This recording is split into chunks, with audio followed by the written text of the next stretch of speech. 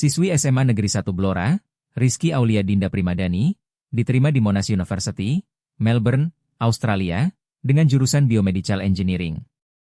Dinda menceritakan proses dirinya bisa diterima kuliah di luar negeri, di universitas dengan peringkat 37 dunia tersebut.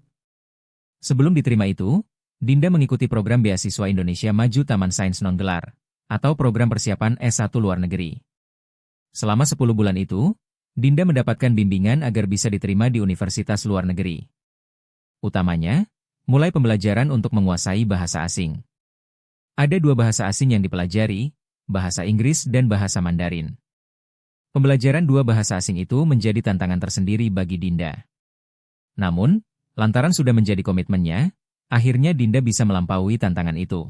Jadi, pertama-tama program yang saya ikuti itu BIM non-gelar. Non-gelar ini dalam artian BIM persiapan. Jadi kita memang disiapkan untuk mendapatkan beasiswa di luar negeri. Cuman nanti kita akan diberikan persiapan terkait dengan tes IELTS, lalu ada Mandarin juga, lalu ada SAT, dan beberapa tes lainnya. Itu nanti akan dibimbing dari program BIM persiapannya sendiri. Lalu juga bakal di akhir programnya akan di guide atau diarahkan untuk mendaftar ke univ-univ yang diinginkan. Seperti di Australia itu nanti ada agennya sendiri, terus nanti di US itu ada aplikasinya sendiri, dan juga essay-nya juga bakal di maintenance terus sama pembinanya. Persiapannya sejak berapa bulan gitu? Kalau saya sendiri, karena saya ikutnya BIM non-gelar Taman Sains, itu saya di Jakarta 10 bulan. Cuman ada juga yang BIM reguler, itu 350 anak, itu sekitar kurang lebih juga sama, tapi tidak di Jakarta terus-menerus gitu.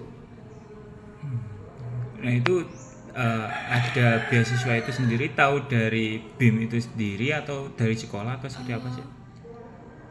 Pertamanya sih dari sekolah, karena memang sebelumnya di SMA 1 Blora itu juga ada alumni yang lolos di BIM persiapan atau BIM non-gelar, Mas Zaidan sekarang sudah di NTU Taiwan, dan beliau juga mengarahkan saya untuk mendaftar ini. Juga selain itu juga ada kayak wakakesiswaan, wakahumas dari SMA Negeri 1 Blora yang mendukung saya untuk mendaftarkan diri menjadi awardee BIM non-gelar. Selain itu juga ada kepala sekolah yang juga Bu Yuni Nikwati itu juga membantu saya sekali selama saya berada di Jakarta. Itu juga saya benar-benar difasilitasi oleh SMA Negeri 1 Blora buat tidak mengikuti pembelajaran kan waktu di Jakarta itu. Jadinya saya dapat diberi keringanan, cuman ikut tes di akhir semester saja gitu. Untuk tantangannya gitu, selama persiapan apa? Tantangannya mungkin dalam belajar bahasa asing ya. Jadi belajar bahasa asingnya itu kan ada bahasa Inggris sama bahasa Mandarin untuk saya sendiri. Bahasa Inggrisnya itu kan kalau di sekolah itu biasanya mungkin kayak kurang dalam speakingnya, mungkin teori-teorinya udah diajarkan di sekolah. Cuman kalau untuk tes IELTS-nya nanti kan perlu ada 4 aspek, itu listening, reading, speaking, sama writing. Nah, saya mungkin lebih struggle-nya itu di bagian speaking-nya, karena mungkin belum terbiasa buat ngomong dalam bahasa Inggris. Selain itu juga kalau Mandarin itu saya belajar dari nol banget, jadinya tapi seru aja sih kalau belajar Mandarin, karena memang ada gurunya khusus. Jadi setiap pagi itu saya jam 7 pagi pasti join Zoom buat ikut les Mandarin di sana. Berarti udah bisa berapa bahasa ini? Baru 2 bahasa asingnya ya. Mandarin sama bahasa Inggris ya. Nah, kemudian ada kesulitan nggak ketika mengikuti tes itu dan lanjut dinyatakan lolos gitu? Gimana?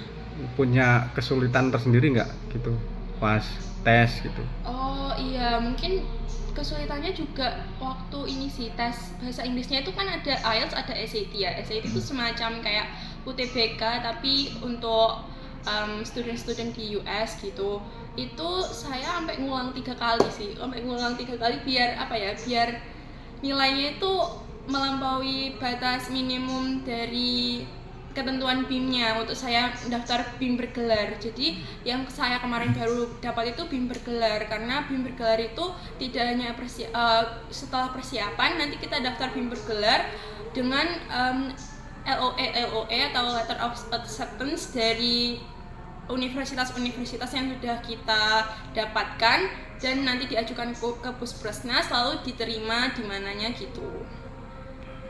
Saya itu waktu itu udah hampir lulus tes SAT-nya, cuman masih kurang sedikit gitu, jadinya ngulang sampai 3 kali sampai baru melampaui sampai lebih dari 1.200 lah. Tapi nyangka nggak bisa lolos di situ dengan persiapan yang seperti itu gitu? Awalnya nyangka ya saya sih karena di lingkup tempat tinggal saya selama 10 bulan di Jakarta itu lingkungannya benar-benar support, terus dari orang tua juga support, teman-teman dari sini juga support. Selain itu sekolah juga benar-benar support penuh buat saya ada di luar negeri, sekolah di luar negeri. Jadi saya ya cukup termotivasi untuk memberikan yang terbaik gitulah. Jadinya saya juga mendaftar universitas-universitas yang sekiranya saya mampu dan mau menjalani, yaitu di Australia sama di Singapura. Untuk beasiswanya sendiri ini ditanggung seluruhnya apa gimana?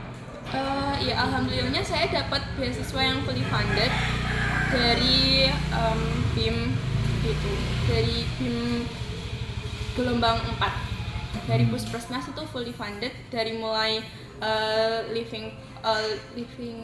living cost, terus dari untuk unitnya juga, habis itu visa juga ditanggung oleh pemerintah gitu. Kalau untuk makan dan sebagainya kayak gitu? Iya, itu juga ada termasuk dalam living cost, kayak kita nanti kan di sana ada akomodasinya, nanti ada tempat tinggalnya, itu semua ditanggung dari pemerintah dan ada porsinya sendiri-sendiri.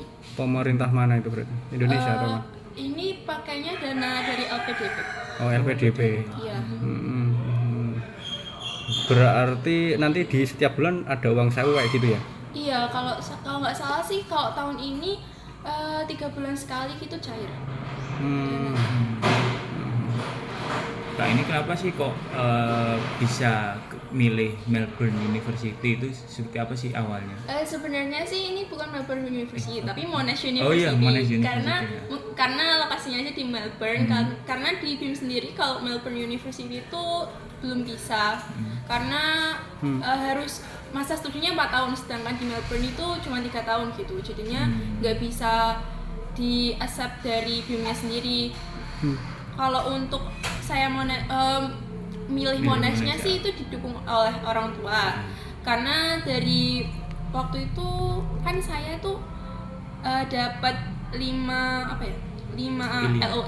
pilihan dari universitas di Australia sama di Belanda, yaitu ada Curtin, Queensland, Wageningen, sama Monash sama USyd. Ya itu saya diarahkan oleh orang tua untuk mendaftar Monash saja, karena memang kalau untuk di Belanda sendiri tidak boleh kayak kejauhan. Lalu kalau di Australia sendiri tuh rankingnya juga lumayan tinggi untuk Monash sendiri, yaitu di ranking 37 kalau nggak salah. Terus sebenarnya setelah saya diterima di Monash itu ada LOE baru dari NTU Singapura, namanya Technological University di jurusan Bioengineering. Cuman memang karena sudah sudah benar-benar keterimanya dari BIM sendiri ke Monash, jadinya orang tua juga mendukung kalau udah di Monash itu sudah bagus gitu. Nah, saya tidak mengajukan untuk yang Technological University-nya.